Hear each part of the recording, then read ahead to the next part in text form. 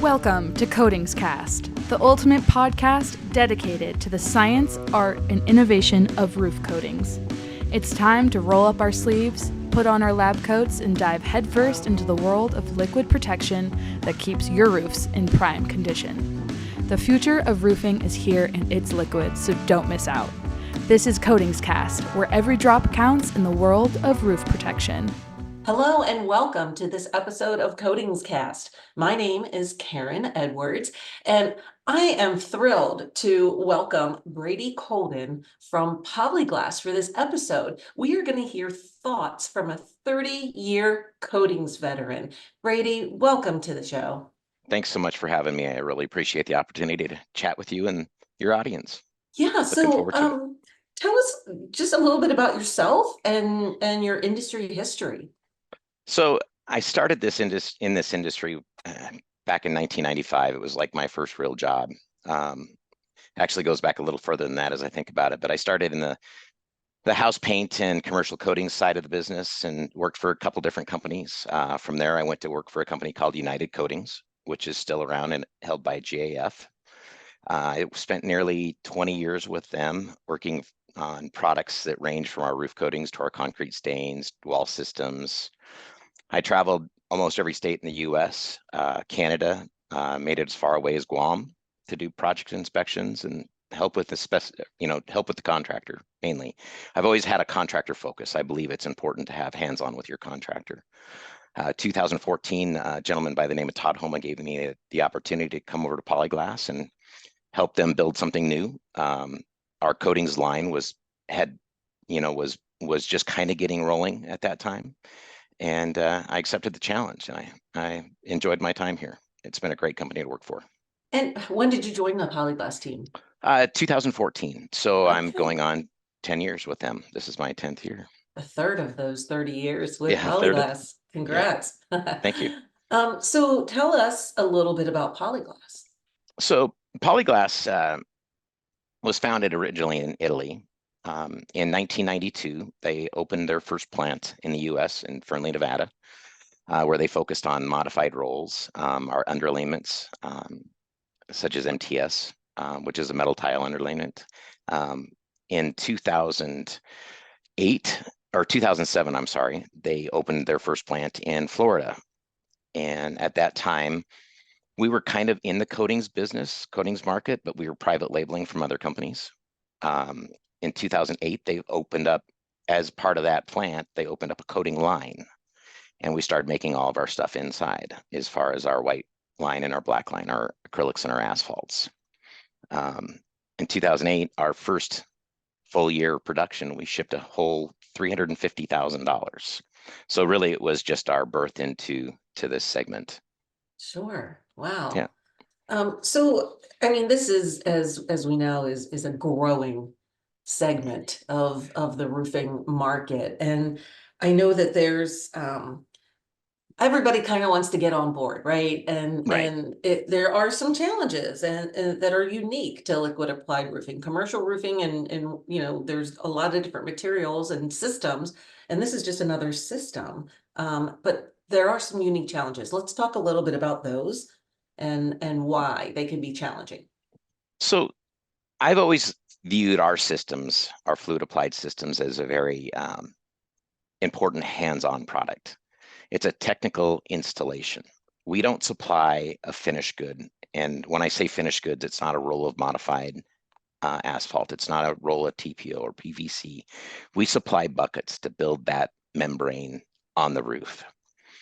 So to be a good salesperson in our business, I believe you have to understand the products. You have to understand the substrates that you're dealing with and the installation practices. And from there, once you have a grasp on that, you can help the contractor make the right recommendation for the roof. Because honestly, every roof has a little bit of something different. No two roofs are the same. Even if it's a modified roof, you've got different penetrations, you've got different detailing that needs to be done. It's a hands-on approach sale rather than just out the door. There's not many projects that a good salesperson doesn't touch at least once during the project. They're involved from start to finish. What are some of the, like, well, you say salesperson, but really you've got to understand the technical side, right? Um, Yes. And so I consider our people, our salespeople, as technical salespeople. I've always viewed it as that. There's a lot of people that think sales is just sales. You have a product, you sell it, but at the end of the day, you need to know what that product's going to do and how it's going to perform in different climates and different situations, different membranes. And there's times when you have to say, this isn't going to fit what we're selling. Again, look at a roof. I always look at projects from start to finish. What's our result going to be 5, 10, 15, or 20 years down the road? Are we trying to get this roof just to last for 5 years? Because if we are, then we approach it differently than if we're trying to get 20 years out of it. And sometimes you have to look at roofs and go, you know what? I can't give you 20 years on that roof. It's just not a good fit for you or us. So a level of honesty comes into play. I had a client yesterday, in fact, that called me, and we were talking about a roof, and we went through the situation. The originally they wanted the product to be a 10-year type of system. We sat down and looked at Google Earth so we could see the images, see what the roof was doing, see what the standing water looked like. And from there, we decided that if the customer wants a 10-year roof, we can provide an option. But if they want to go more than 10 years, it's not a good fit for a coated roof. Because on top of the coating, there's going to be a solar system on top of it. And when you start talking about overburden, if there's a problem underneath the solar, it becomes a bigger challenge for the building owner and the contractor to repair. So sometimes a system like our modified polyfresco would be a better fit for that roof than coating it. Okay, so you've seen, companies like Polyglass shifting to kind of help contractors and building owners make the right decision for their roof. And they're doing this through people like yourself, right, who have been in the Right. industry for so many years and understand that challenge. So what does that support look like? When you said you got a call yesterday, was that from the contractor or was it from the building owner? And how easy is it for them to get assistance from you?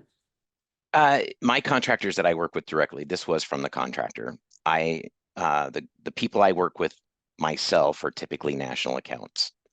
They're doing stuff outside of just one city, one state, and I'm pretty accessible.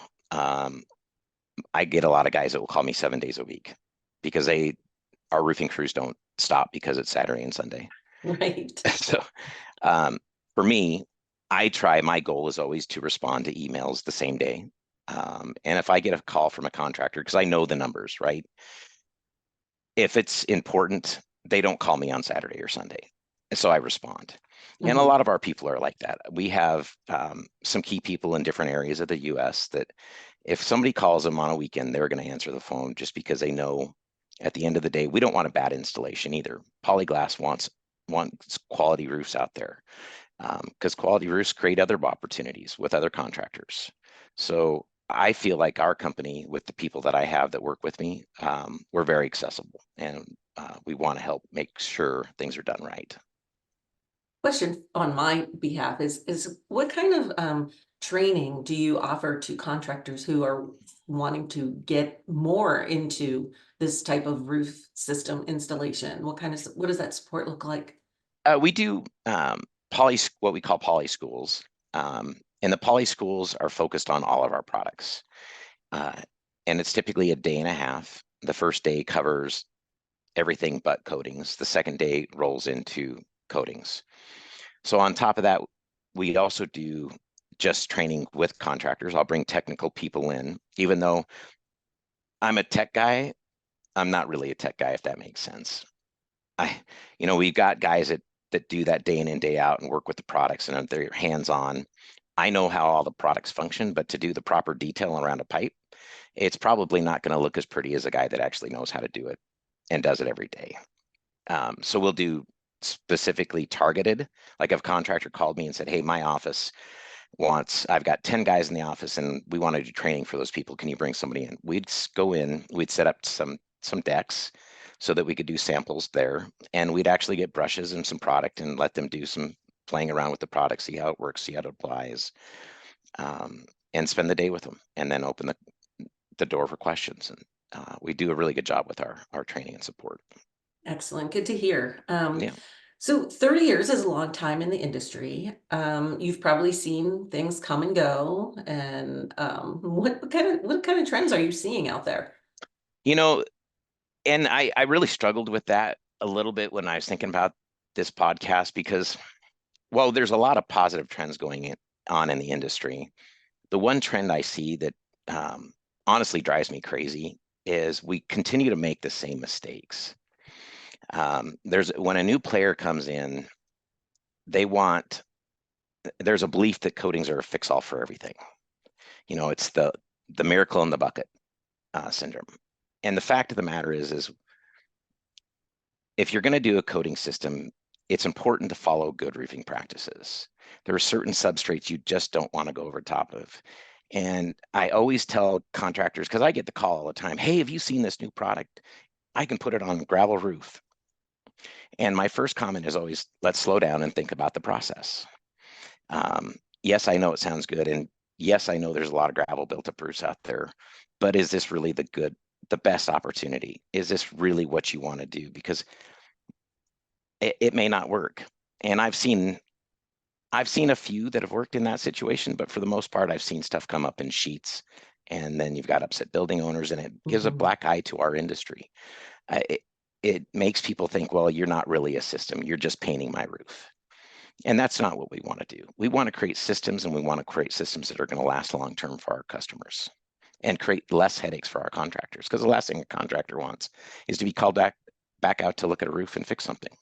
Right. Yeah. And the last thing the building owner wants is a problem with their roof that they just had fixed or restored, or yeah, definitely. And that, I mean, it happens more often than not. And again, it's about finding solutions. I think coatings, again, if you look at it about what's the best solution and does it follow good roofing practices, I think that's a great thing. I think when you start looking at, well, maybe it'll work, I don't know. I just worry about that. But the other thing that's really changed in the industry since I've been doing this is when I started in '95, the bulk of the business was acrylic based. Silicones, while we had at United, we had all types of products, from acrylics to silicones to urethanes, asphalt products. Acrylics kind of were the top of the line at that time. Urethanes had played into it earlier in the fluid applied industry. Then it went to acrylics. Silicones were just kind of taking off, but I'd say in the last 10 years, silicones have really taken a large portion of the market share. Whereas 95% of what I sold was acrylics in my beginning years, I'd say now it's about 50-50. And there's some reasons for that. Silicones have less problems. They're less problematic for the contractor when water's standing on them. And there's not many commercial type roofs that don't have some level of bonding water or bird bathing. So that's been a good change. That's helped the industry because it's grown. It's created more opportunities for us for sure. It's interesting because if you listen to if you're on any of the social media groups with, for roofing contractors, and there's often discussions about acrylic versus silicone. And some people love one, hate the other, vice versa. I often hear it's because of once you put down silicone, you can't put anything else down. And, so what, well, you're about 50-50, is it going to depend on what are some of the factors that can help you decide whether silicone or acrylic is the right choice for that building? So the first part that comes into play with that is what is the contractor's comfort level? Because they're going to imply to you what they feel good about using and what they don't feel good about using. And like you said, some contractors believe silicone is the only way to go. Some people feel acrylic is the only way to go. So I listen to it's important to always listen to our customer, hear what they want, because they're going to tell you what they want. I look at, and then when we start looking at the job, I look at what does the standing water look like on this roof? And there's situations where, and a TPO restoration is a great example.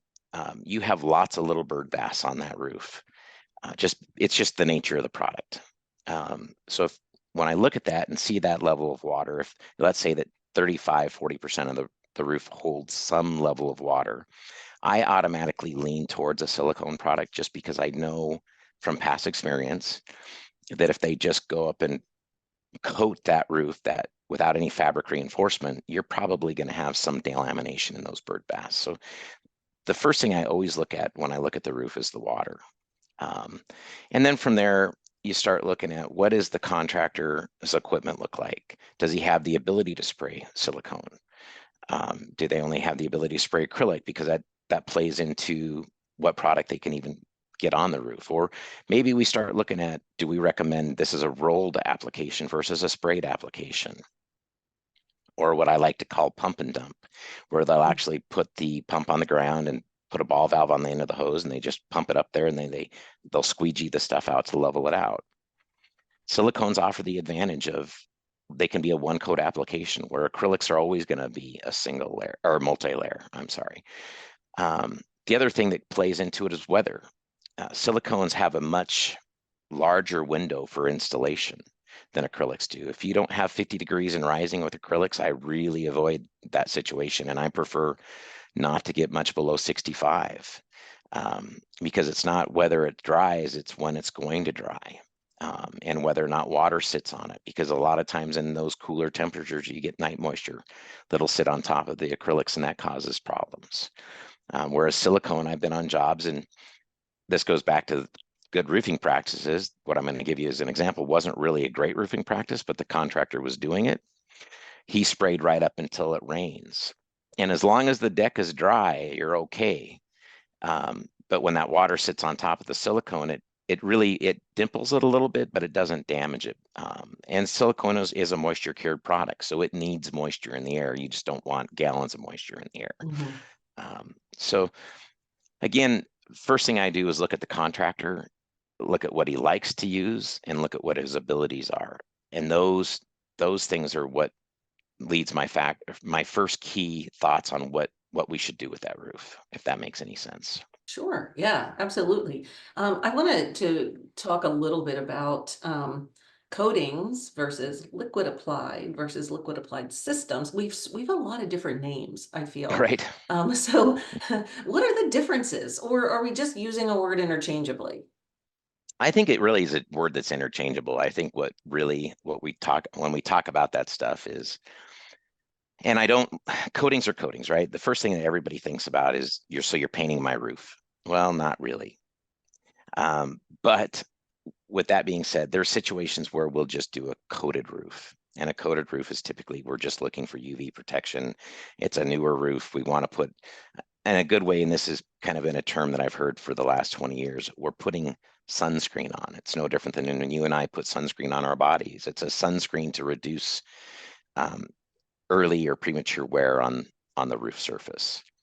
And that's typically more often leans toward modified roofs, where they'll put a 20-year system on, but they're looking to get 25 years out of it. They'll put a sacrificial layer of coating down. And that coating, depending again how thick you put it down, is going to last a different length. But typically, like 3 gallons, you're going to get 10 years before it's really wearing and getting down to the surface.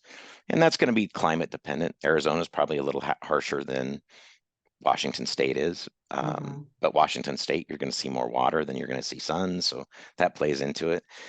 But when we start talking about liquid applied versus, liquid applied systems, I view systems as, again, going back to, it's a technical approach. We're looking at the roof as a whole. What is the goal? Is it 5, 10, 15, or 20 years?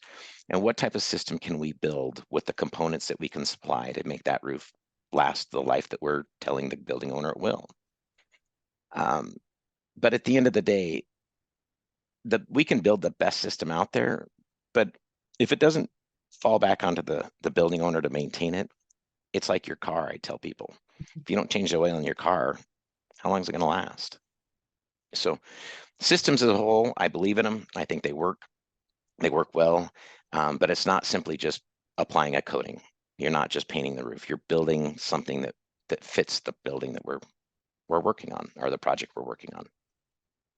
Great. Now, I want to talk about, since you have been in this industry for so long, we touched on it earlier, but do you see things that maybe are kind of coming back? It seems like just in life in general, things go out of style, come back in style, right? And so in the roofing world, and specifically in terms of the liquid applied or the coatings, what kind of things are you seeing reemerge?